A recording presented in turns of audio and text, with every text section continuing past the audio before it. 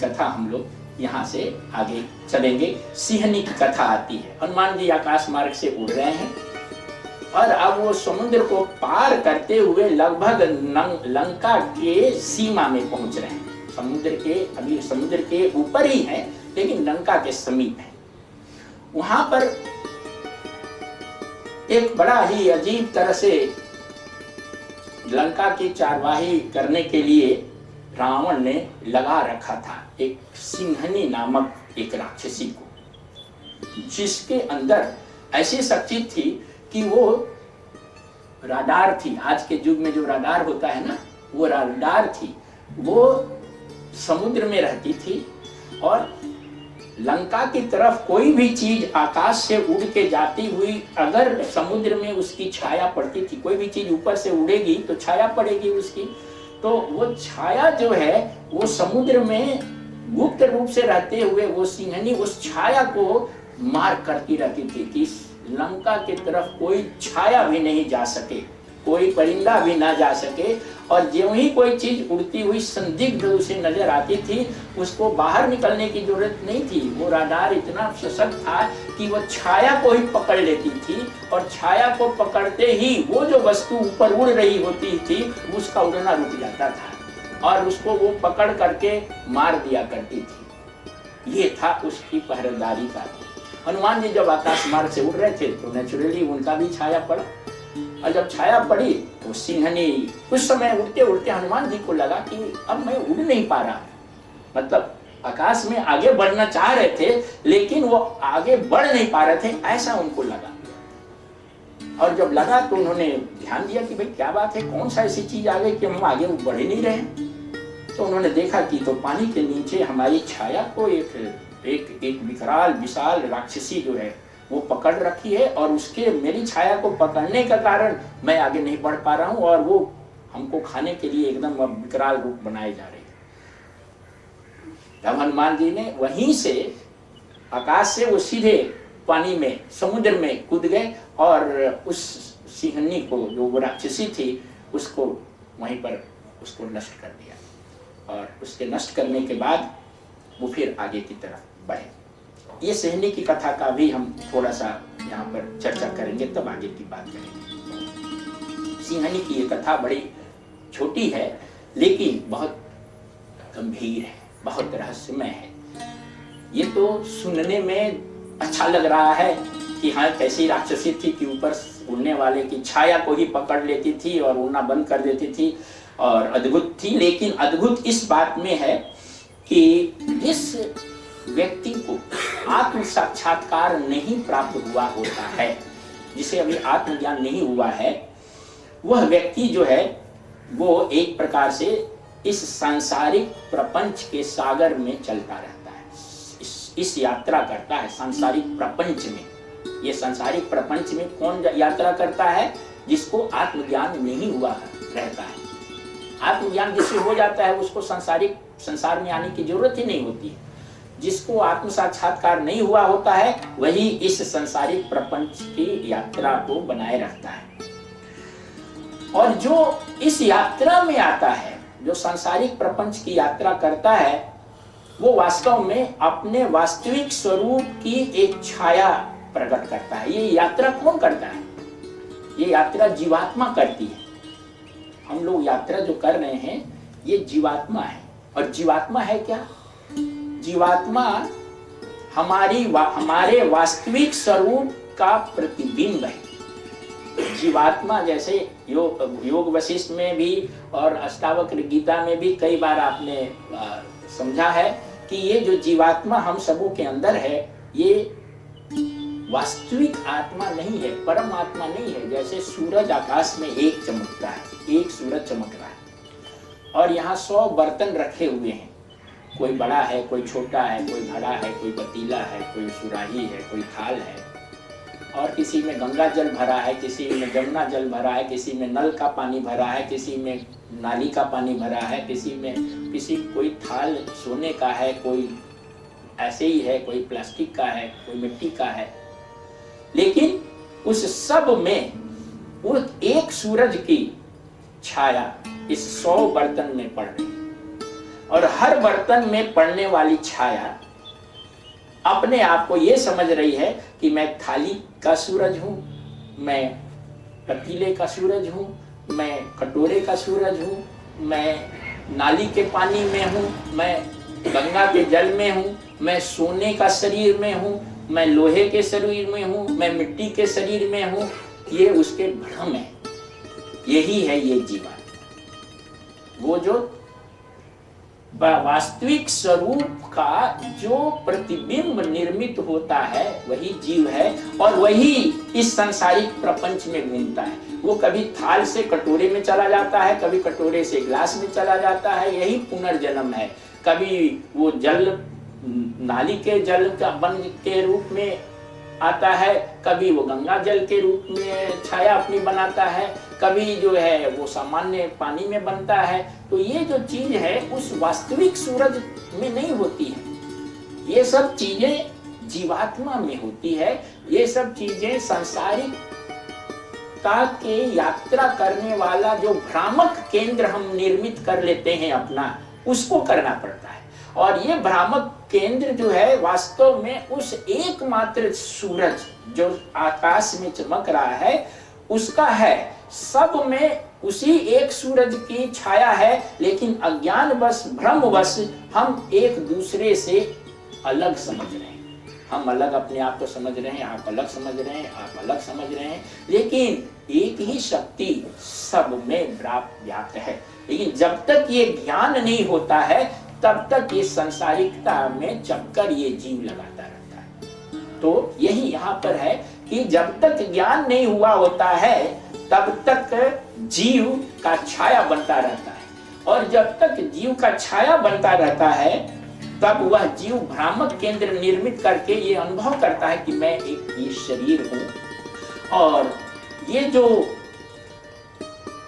भ्रम है उसकी जड़ें, इस भ्रम की जो जड़ें हैं वो अशुभ संस्कार के रूप में अवचेतन मन में रहती है। सबकॉन्शियस और अनकॉन्शियस माइंड में ये भ्रम की जड़ें होती हैं अशुभ संस्कार के रूप में। और जो राक्षसी सिंहनी है वह इसी अवचेतन अचेतन मन, जिसमें इस वासना कि मैं ये शरीर हूं जिसकी जड़ें रहती हैं, उसका प्रतिनिधित्व करती है। राक्षसी सिंहनी ऐसे अचेतन अशुभ मन का प्रतिनिधित्व कर रही है जो इस वासना को बनाए हुए है कि मैं ये शरीर हूं, मैं अमुक व्यक्ति हूं, मैं ब्रह्मांडीय आत्मन हूं। ये बात नहीं आती है, मैं एक सीमित व्यक्ति हूं। ये हम सबों के मन में ये भाव है, और ये भाव हमारे अचेतन मन की गहराई में इसकी जड़ें छुपी हुई है, और वही राक्षसी सिंहनी है। और ये राक्षसी सिंहनी हमारे इसी छाया को, जो हम इस भ्रम में हम अपने आप को जो ये शरीर समझ रहे हैं, इस छाया को पकड़ लेती है, और वो पकड़ करके बार बार हमें खाती रहती है, और बार बार हम इसमें यात्रा करते रहते हैं। बार बार हमारा ये शरीर, ये छाया शरीर समाप्त होता है और दूसरे शरीर में हम जन्म लेते हैं। फिर वो सिंहनी फिर पकड़ लेती है, फिर हम मरते हैं, फिर एक दूसरे शरीर में जन्म लेते हैं। ये अज्ञान के कारण हम अपने वास्तविक स्वरूप की छाया निर्मित कर लेते हैं, और ये छाया हम अपने वासना के कारण करते हैं। इस बात का ये प्रतीक है। लेकिन जिस प्रकार से सागर के ऊपर उड़ने वाले जीव को लंकनी पकड़ लेती थी, उसी प्रकार से अपने इस भ्रम के कारण ये जो जीव है हर बार पकड़ा जाता है। और हम लोग पूरे जीवन में इस भ्रम को दूर करने का कोई कोशिश नहीं करते। बड़ी दुख की बात है, हमारी समझ में ही नहीं आता है कि इसको दूर करना है। जन्म लेते हैं इस शरीर के भाव के साथ और मर जाते हैं इस शरीर के भाव के साथ, और पूरे इस बीच में 50, 60, 70, 80, 90 साल जितना जिसकी प्रारब्ध है जीता है, उसमें इसी भाव को और दृढ़ करते कि हम ये शरीर हैं, ये हमारी माता जी हैं, ये हमारे भाई जी हैं, ये हमारे पुत्र हैं, ये हमारी पुत्री है, ये मेरा घर है। इसी को दृढ़ करते हैं और गांठ को मजबूत बनाते हैं, अमरते हैं इसी भाव से।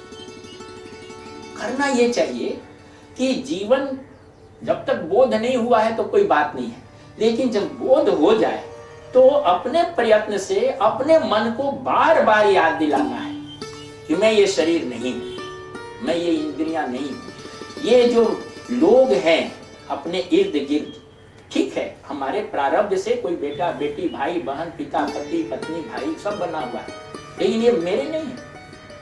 संजोग था कि हम इनके घर में जन्म लिए तो ये हमारे भाई हो गए, अगर इनके घर में जन्म होते तो ये भाई हो जाते।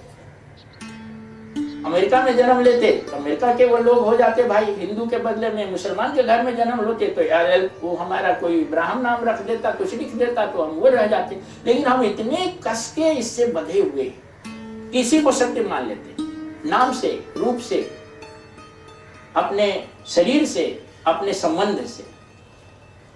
तो कोशिश ये करनी है कि अपने मन के ऊपर से ये जो पकड़ है वैयक्तिकता की, इंडिविजुअलिटी की, उस पकड़ को ढीली करने के लिए हमें सचेत होकर के प्रयास करना पड़ेगा, चिंतन करना पड़ेगा, बार बार अपने मन को याद दिलाना पड़ेगा। तब हमारे अंदर की जो लंकनी जो है, छुपी हुई वासना की जो जड़ें हैं, वो कमजोर होगी। और वो कमजोर होगी नहीं, उसको हनुमान, यानी जब हनुमान ने देखा कि हमारी छाया को इसने पकड़ लिया है और वो एक महान राक्षसी है, मुंह बाए मेरे को खाने को तैयार है, तो वो अपने आसमान से कूद करके और उसको विनष्ट कर दिया, समाप्त कर दिया, उस जड़ को समाप्त कर दिया, वासना की जड़ को समाप्त कर दिया। लंकिनी को समाप्त करने का मतलब जो भाव, जिस कारण से ये जो भाव उस आध्यात्मिक साधना शक्ति यानी हनुमान को, जिस भाव ने उनकी यात्रा को रोक दिया था, उन्हें लग रहा था कि हम आगे बढ़ रहे हैं लेकिन आगे बढ़ नहीं रहे, उड़ रहे हैं लेकिन आगे चल नहीं रहे। साधक को लगने लगता है कि हम साधना कर रहे हैं लेकिन प्रगति नहीं हो रही है, हम ध्यान भी कर रहे हैं, प्रार्थना भी कर रहे हैं, सेवा भी कर रहे हैं, सत्संग भी कर रहे हैं, फिर भी प्रगति नहीं हो रही है। क्यों? तो हनुमान की तरह अंतर निरीक्षण कीजिए, नीचे झांकिए, चेतना में झांकिए कि क्यों नहीं हो रही है। तब वहां आपको मिलेगा कि अरे ये वासना की बीज, अभी मैं एक शरीर हूं, ये वर्तमान है, मैं एक शरीर हूं, मैं अमुक व्यक्ति हूं, इस परिवार में जन्म लिया हूं, किसी का बेटा हूं, किसी का भाई हूं, ये अभी जो वैयक्तिकता है ये जड़ वर्तमान है। और उस जड़ को के लिए छलांग लगाना होगा, समुद्र में कूदना होगा, अचेतन मन में कूदना होगा। वो कहाँ थी लंकिनी? अचेतन मन में उसकी जड़ थी। उस अचेतन मन में उस साधना शक्ति को जा करके और फिर इस जड़ को समाप्त विनष्ट करना होगा। तो उसको विनष्ट कर देने के बाद मैं कौन हूं, इसका सही उत्तर उस साधक को मिल जाता है।